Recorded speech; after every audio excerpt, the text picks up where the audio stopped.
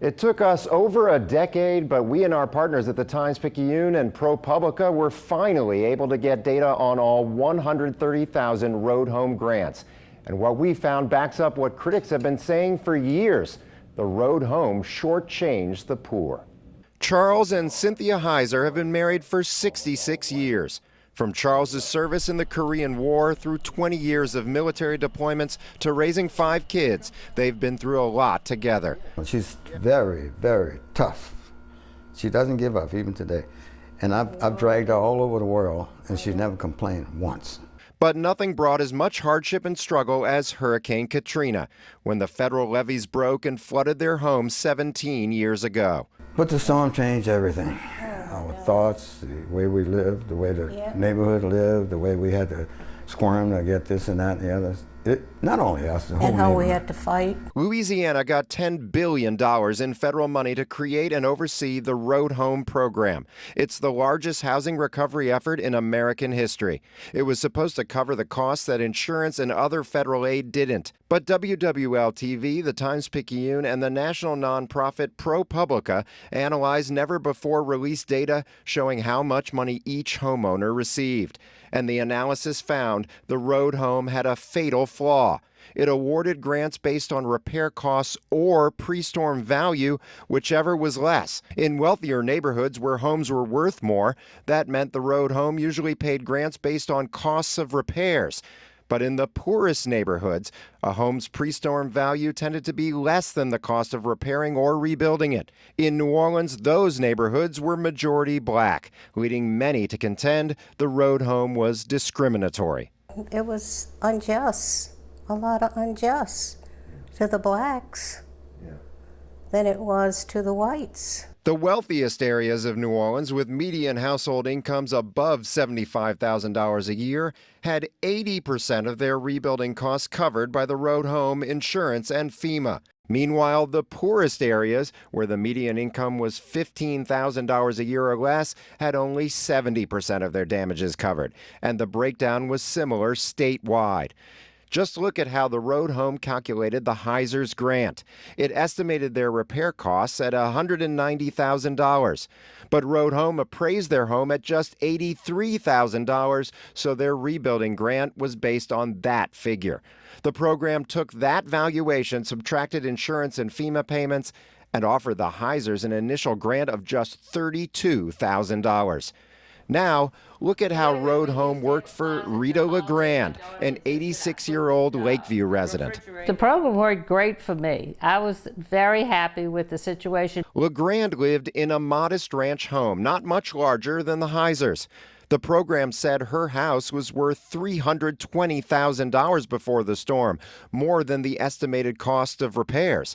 Road home estimated repairs would cost $188,000, about the same as the Heisers' $190,000. LeGrand got about the same amount of money as the Heisers from insurance and FEMA, so the road home subtracted that from $188,000. This is my paperwork, David, from the road home, and it's $135,000.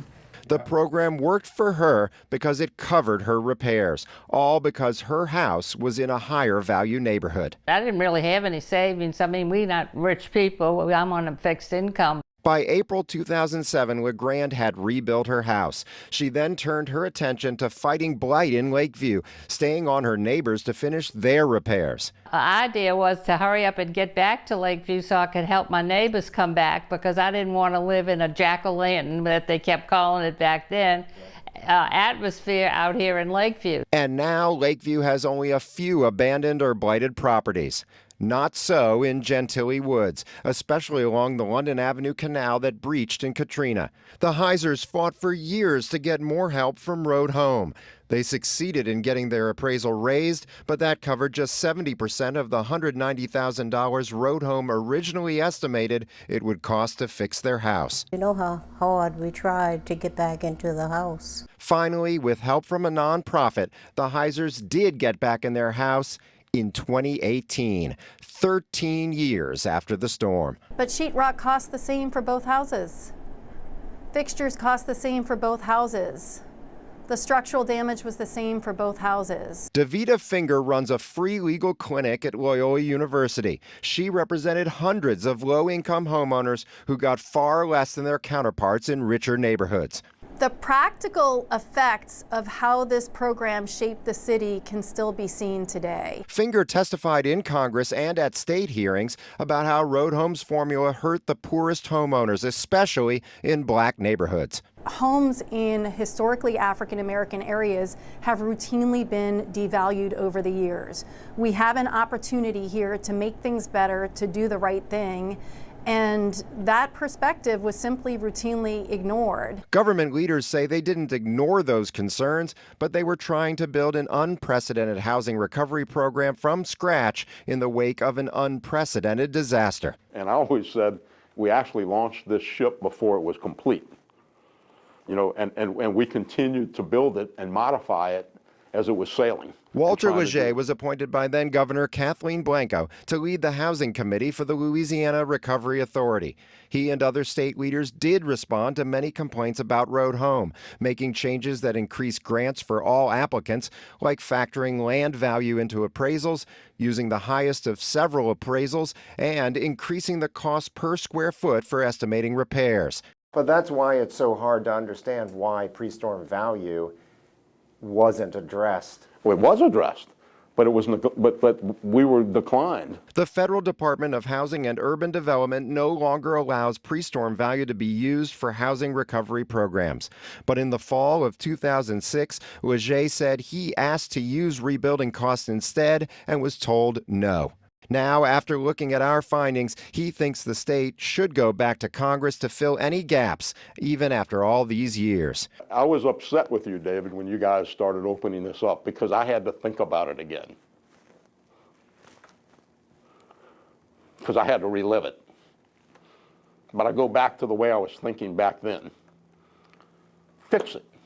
If it's broke, fix it. The Louisiana Office of Community Development took issue with our data analysis, but none of the points the agency raised affected our findings. The first executive director of the Louisiana Recovery Authority, Andy Copeland, declined to go on camera.